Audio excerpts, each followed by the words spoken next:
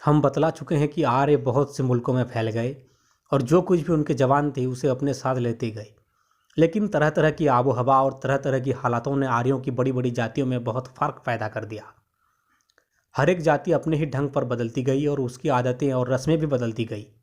वे दूसरे मुल्कों में दूसरी जातियों से न मिल सकते थे, क्योंकि उस ज़माने में सफ़र करना बहुत मुश्किल था। एक गिरोह दूसरे से अलग होता था। अगर एक मुल्क के आदमियों को कोई नई बात मालूम हो जाती तो वे उसे दूसरे मुल्क वालों को न बतला सकते थे। इस तरह तब्दीलियां होती गई और कई पुश्तों के बाद एक आर्य जाति के बहुत से टुकड़े हो गए। शायद वे ये भी भूल गए कि हम एक ही बड़े ख़ानदान से हैं। उनकी एक ज़बान से बहुत सी ज़बानें पैदा हो गई जो आपस में बहुत कम मिलती जुलती थी, लेकिन उनमें इतना फ़र्क मालूम होता था।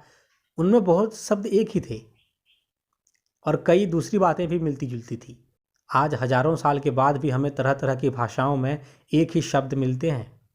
इससे मालूम होता है कि किसी ज़माने में ये भाषाएं एक ही रही होंगी। तुम्हें मालूम है कि फ्रांसीसी और अंग्रेजी में बहुत से एक जैसे शब्द हैं।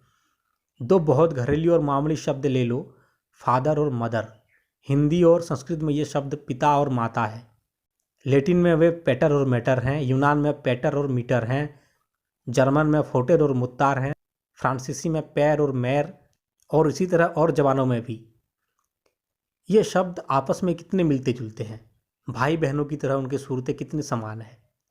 यह सच है कि बहुत से शब्द एक भाषा से दूसरी भाषा में आ गए होंगे।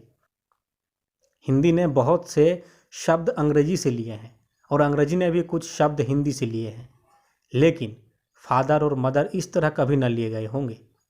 ये नए शब्द नहीं हो सकती।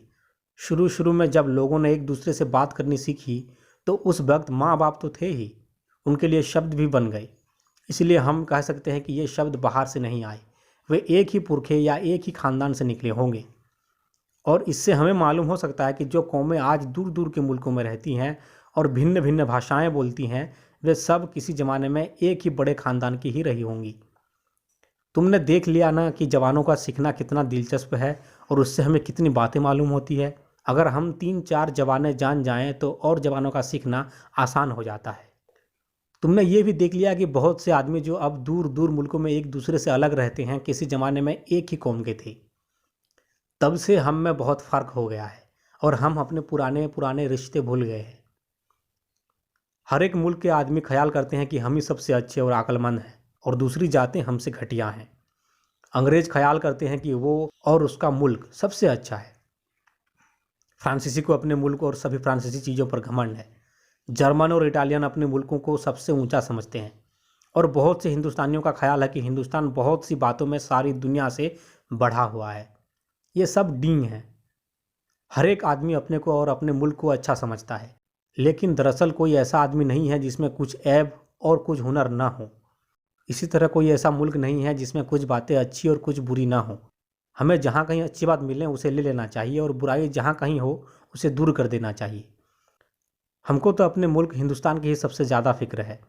हमारे दुर्भाग्य से इसका ज़माना आजकल बहुत ख़राब है और बहुत से आदमी गरीब और दुखी हैं।